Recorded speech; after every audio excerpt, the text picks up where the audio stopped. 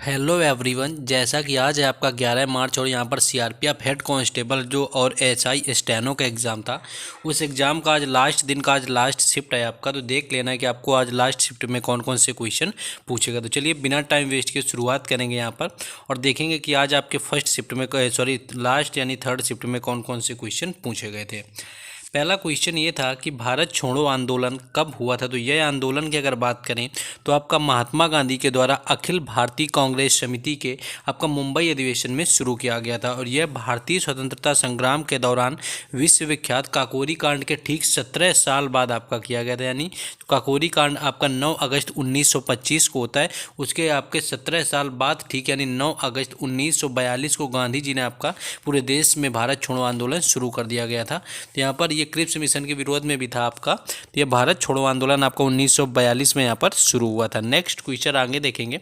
Next ये question आपका आया हुआ था कि जो आपका रॉलेट एक्ट आया हुआ था, तो गांधी जी ने रॉलेट एक्ट के बारे में आपका क्या कहा हुआ था। और रॉलेट एक्ट वही एक्ट है आपका जिसमें कि ना वकील ना दलील वाला आपका कानून आया था, जिसमें आपको शक के आधार पर क्रांतिकारियों को जेल में डाला जा रहा था।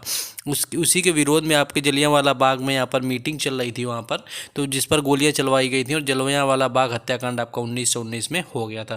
तो इसके बारे में गांधी जी ने क्या कहा था ये पूछा गया था। तो महात्मा गांधी ने व्यापक हड़ताल का आह्वान किया था। आपका रॉलेट एक्ट गांधी जी के द्वारा किया गया एक राष्ट्रीय स्तर का प्रथम आंदोलन था और 24 फरवरी 1919 के दिन गांधी जी ने मुंबई में एक सत्याग्रह सभा का आयोजन किया था और इसी सभा में तय किया गया था और कसम ली गई थी कि रॉलेट एक्ट का जो विरोध है आपका सत्य और अहिंसा के मार्ग पर आपका चलकर किया जाएगा। तो ये आपका यहाँ पर रॉलेट एक्ट से संबंधित क्वेश्चन पूछ लिया गया था।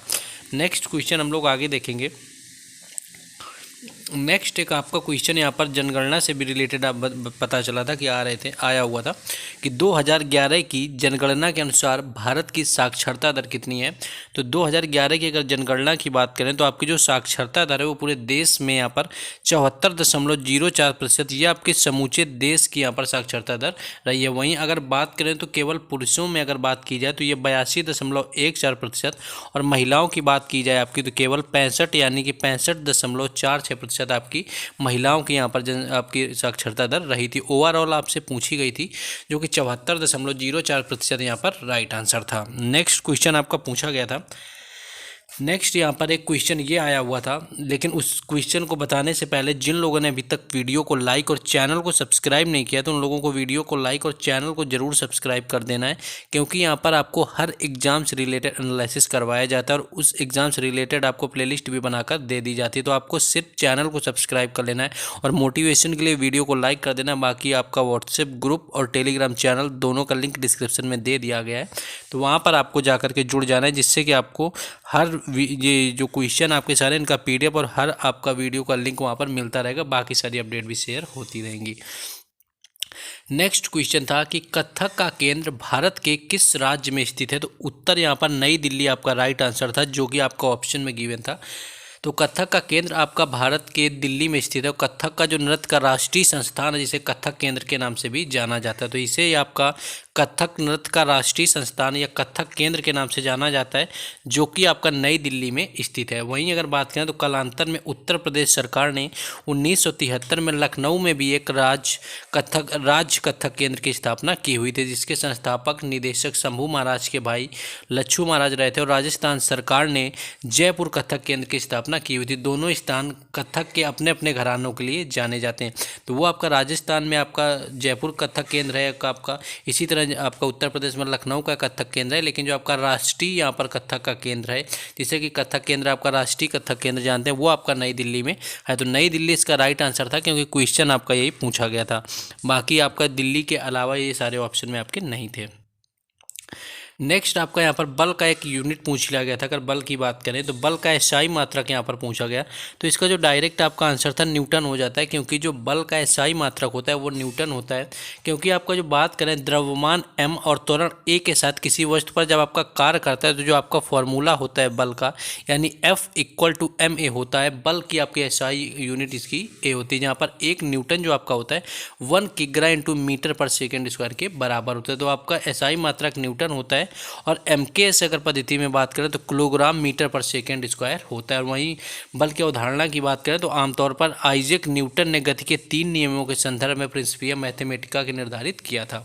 तो न्यूटन के पहले सिद्धांत के आपका अनुसार अगर बात करें तो एक शरीर जो आराम से है उस पर सीधी रेखा में एक समान दर से गति कर रहा है तो वह तब तक उस अवस्था में आपका रहता है जब तक कि उस पर कोई बाहरी बल नहीं लगाया जाता है। नेक्स्ट क्वेश्चन एक आपका हुमायूं से रिलेटेड आया हुआ था कि हुमायूं का अंगरक्षक कौन था। तो हुमायूं का एग्जैक्ट यहाँ पर पता नहीं चल पाया कि हुमायूं का अंगरक्षक कौन था, क्योंकि जो अंगरक्षक था वो अकबर का आपका रहा था, जो कि बैरम खां के नाम से जाना जाता है। अगर हुमायूं की बात करें तो बाबर की मृत्यु के पश्चात हुमायूं ने 29 दिसंबर 1530 में भारत की राजगद्दी संभाली हुई थी और उनके सौतेले भाई कामरान मिर्जा ने काबुल और लाहौर का शासन ले लिया। बाबर ने मरने से पहले इस राज्य का बंटवारा आपका कर दिया था ताकि आगे चलकर दोनों भाइयों में लड़ाई ना हो।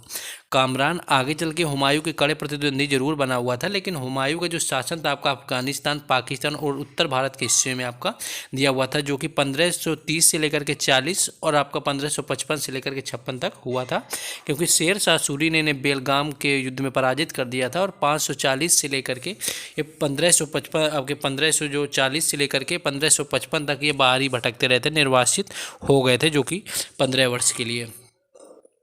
नेक्स्ट एक क्वेश्चन ये था कि प्राण एवं दैहिक स्वतंत्रता का अधिकार जो है आपका वो किस अनुच्छेद में दिया गया। अगर प्राण एवं दैहिक स्वतंत्रता की बात करें किस अनुच्छेद में है तो भारतीय संविधान का जो अनुच्छेद है 21 यहाँ पर राइट आंसर हो जाएगा, यानी अनुच्छेद 21 प्राण और दैहिक स्वतंत्रता का आपका संरक्षण प्रदान करता है। इसमें कहा गया है आपका कि किसी व्यक्ति को उसके प्राण या दैहिक स्वतंत्रता से विधि द्वारा स्थापित प्रक्रिया के अनुसार ही वंचित आपका किया जाएगा, अन्यथा उसे वंचित आपका नहीं किया जा सकता है। तो यहाँ पर आपका पूछ लिया गया, जैसे सुबह आपका आर्टिकल 17 पूछ लिया गया था कि जो अनुच्छेद 17 है वो आपका किससे संबंधित है, तो वह अस्पृश्यता के अंदर से आपका अनुच्छेद 17 यहाँ पर संबंधित होता है। नेक्स्ट क्वेश्चन आगे देखेंगे। नेक्स्ट आपका एक भ्रष्टाचार से रिलेटेड आया हुआ था एक्चुअली क्वेश्चन कि भ्रष्टाचार सूचकांक में भारत का स्थान नहीं था, कुछ डेट दी हुई थी आपको इतना पता चल पाया, लेकिन एग्जैक्ट क्वेश्चन नहीं मिल पाया कि एक्चुअली क्या था क्वेश्चन। तो अगर सूचकांक की बात करें तो ये जो आपका सूचकांक है 1995 में गैर सरकारी संगठन ट्रांसपेरेंसी इंटरनेशनल द्वारा आपका प्रकाशित किया जाता है, यानी ट्रांसपेरेंसी जो इंटरनेशनल है इसके द्वारा प्रतिवर्ष आपका प्रकाशित किया जाता है। और जनवरी 2023 में प्रकाशित 2022 CPI वर्तमान स्थिति के आधार पर अगर बात करें तो 100 से आपका 0 के पैमाने पर 180 देशों को रैंक करता है, जो कि आपका 1 मई 2021 और 30 अप्रैल 2022 के बीच का होता है। इस तरह से आपका पूछा जाता है। तो 2023 में जो आपका आया हुआ था 2022 का, इसमें डेनमार्क को आपका शीर्ष स्थान प्राप्त हुआ, तो भारत को आपका 90 नंबर पर यानी कि 90 नंबर का यहाँ पर रैंक मिला था, यानी 90 रैंक पर आपका 180 देशों में आपका रहा था, जो कि काफ़ी ज़्यादा भ्रष्टाचार को यहाँ पर प्रदर्शित करता है कि काफ़ी ज़्यादा भ्रष्टाचार यहाँ पर होता है। नेक्स्ट आगे क्वेश्चन देखेंगे। नेक्स्ट आगे आपसे ये पूछ लिया गया था, एक गुरुत्वाकर्षण से आपके रिलेटेड पूछ लिया गया था कि गुरुत्वाकर्षण से आपके रिलेटेड यहाँ पर स्टेटमेंट्स टाइप का क्वेश्चन आया हुआ था, जैसे कि आपका कि गुरुत्वाकर्षण आपका जो बल होता है वो पृथ्वी के नीचे लगता है या पृथ्वी के ऊपर लगता है, इस तरह से आपके स्टेटमेंट्स दिए हुए थे। या दो आपके M1 और M2 दो कणों के बीच में लगता है। तो इससे रिलेटेड बात करें तो जो आपका गुरुत्वाकर्षण बल है वो किन्हीं दो वस्तु, पदार्थ अथवा कणों के बीच उपस्थित एक तरह का आकर्षण बल होता है। और गुरुत्वाकर्षण बल जो आपका होता है न सिर्फ पृथ्वी और वस्तुओं के मध्य का आकर्षण बल है, बल्कि ये पूरे ब्रह्मांड में मौजूद हर पदार्थ या वस्तु के बीच आपका यहाँ पर मौजूद होता है। गुरुत्व की बात करें तो गुरुत्व जो है आपका न्यूटन के गुरुत्वाकर्षण के अगर नियम के अनुसार बात करें कि न्यूटन ने आपका गुरुत्वाकर्षण से संबंधित नियम दिया हुआ था, तो उनका जो नियम है यहाँ पर गुरुत्वाकर्षण का वो ये कहता है आपका कि दो पिंडों के बीच एक आकर्षण बल कार्य करता है, यदि इनमें से एक पिंड एक पृथ्वी हो और तो एक आकर्षण बल को आपका गुरुत्व कहा जाएगा। यानी गुरुत्व वह आकर्षण बल होता है यहाँ पर जिससे पृथ्वी किसी वस्तु को अपने केंद्र की ओर खींचती है। वहीं अगर इसके फॉर्मूले की बात कर लें तो आपका जो F होता है M1 M2/r² होता है, यानी कि जो दो लगने वाला जो बल होता है दो कणों के बीच में उनके द्रव्यमान के गुणनफल और उनके बीच की दूरी के वर्ग के बराबर आपका होता है। जहाँ पर गुरुत्वाकर्षण नियतांक के अगर मान की बात करें तो वो आपका 6.67 इंटू आपका 10⁻11 यहाँ पर हो जाता है, यानी न्यूटन मीटर पर किग्रा स्क्वायर। तो ये आपका यहाँ पर मान हो जाता है। तो हो सकता है इससे रिलेटेड भी आपका पूछ लिया गया हो, क्योंकि गुरुत्वाकर्षण से आपका ठीक ठाक पूछ लिया गया था। बाकी जो ओवरऑल आज का एग्जाम था, लास्ट शिफ्ट था, ज़्यादा क्वेश्चन नहीं मिल पाए। तो जिन लोगों का एग्जाम था आपका यानी थर्ड शिफ्ट में, और अगर आप बताना चाहें तो आप कमेंट में और भी क्वेश्चन बता सकते हैं, क्योंकि हर एग्जाम का एनालिसिस तो आपको यहाँ पर हर हाल में मिलता ही रहता है। तो आपको बता देना और भी क्वेश्चन कमेंट में बता पाएँ। बाकी इन सारे क्वेश्चन का PDF लेने का लिंक आपको आपका जो टेलीग्राम चैनल और व्हाट्सएप ग्रुप का है उसका डिस्क्रिप्शन में दे दिया गया है, तो उनसे आपको जुड़ जाना है। बाकी हर एग्जाम की प्लेलिस्ट बनी हुई है।